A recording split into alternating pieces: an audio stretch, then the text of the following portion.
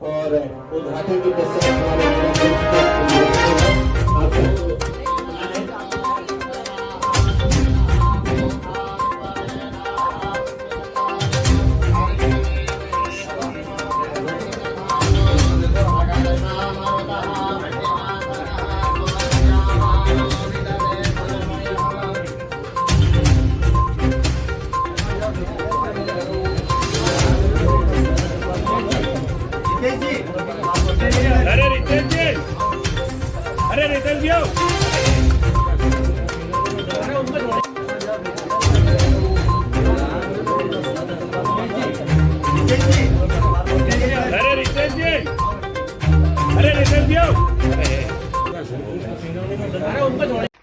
बहुत ही जल्दी फिर एक आध बैठक हम और करेंगे, जो महिलाओं की होगी, पुरुषों की होगी। पूरे वार्ड में जनसंपर्क भी होगा, महापौर प्रत्याशी भी आएंगे, उनके साथ जनसंपर्क होगा। प्रचार प्रसार अभी 15-16 दिन और चलेगा, पर किस लाइन पे प्रचार प्रसार करना है उसके बारे में मैंने आपसे अभी बहुत विस्तृत चर्चा की है। आप सब लोगों ने मेरी बात सुनी, उसके लिए बहुत बहुत धन्यवाद। जय हिंद।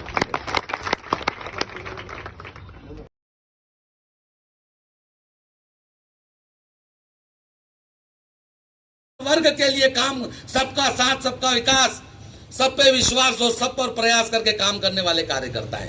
इसलिए सब लोगों की मैं केवल इतनी सी बात जो मेरे हाथ में इस समय कि मान लीजिए पार्षद को एक छोटी सी राशि मिलती है, वहां से एक एक पाई का हिसाब सब आपके सामने रहेगा और कोई भी पैसा 10 पैसा भी उसमें से उस पार्षद की निधि में से जो आता है, जो पार्षद की तनख्वाह होती है, उसमें से 10 पैसा भी छुआ नहीं जाएगा। ये सब आप में लगा दिया जाएगा। भारत माता की।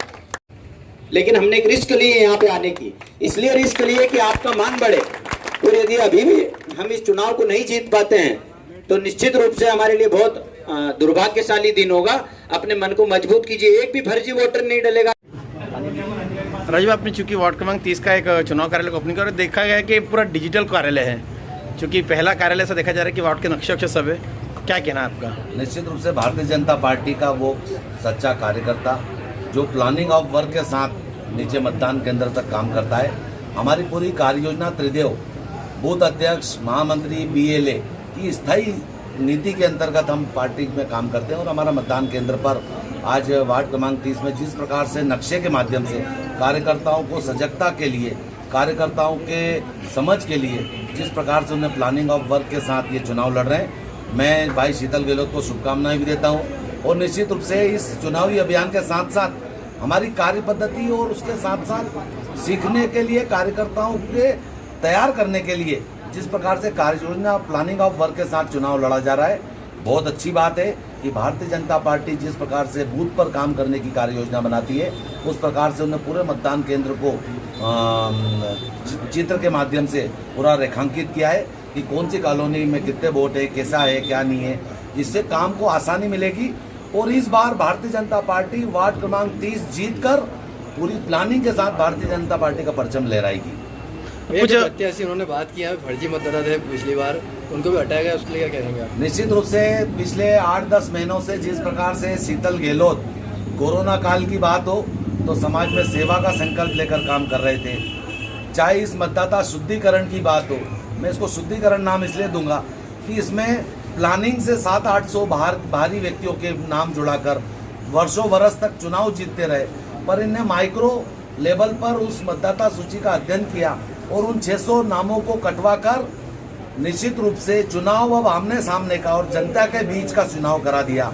अब हमारे सब विचारधारा वाले लोग अगर पूरी ताकत से भारतीय जनता पार्टी को सहयोग करके मतदान करेंगे तो प्रचंड बहुमत से भारतीय जनता पार्टी विजयी होगी। तो जो आखिरी और अहम सवाल, चूंकि पार्षद ने बोला कि मैं मेरी तनख्वाह भी नहीं लूंगा और जो आएगा सब जनता के बीच में लगाऊंगा, भारतीय जनता पार्टी का एक कार्यकर्ता इस तरह की घोषणा मन से करता है? निश्चित रूप से कार्यकर्ता पार्टी विद डिफरेंस, इसी बात का नाम है कि कार्यकर्ता बचपन में एक राष्ट्रीय सोच के साथ अपने आप को कार्यकर्ता मान के पार्टी में काम करता है और जब वो जनप्रतिनिधि के रूप में चुने जाने के लिए मेहनत करता है तो इस प्रकार के नए नवाचार, इस प्रकार के नए प्रयोग से समाज को बताना और समाज में ये विश्वास दिलाना कि भारतीय जनता पार्टी का कार्यकर्ता अगर पार्षद बनता है तो सेवा के लिए बनता है। पिछले लंबे समय से यहाँ पे भारतीय जनता पार्टी का पार्षद नहीं बना, उम्मीद है बनेगी इस बार? इस बार 100% भारतीय जनता पार्टी का उम्मीदवार जीतेगा।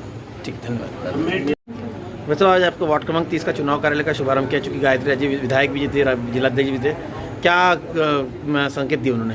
आज चुनाव वार्ड क्रमांक 30 के चुनाव कार्यालय का एक महत्वपूर्ण कार्यक्रम था उद्घाटन का, और इस अवसर पर श्रीमती गायत्री राजे पवार और भारतीय जनता पार्टी के जिलाध्यक्ष श्री राजीव जी खंडेलाल हमको आशीर्वाद देने के लिए यहाँ पर उपस्थित हुए।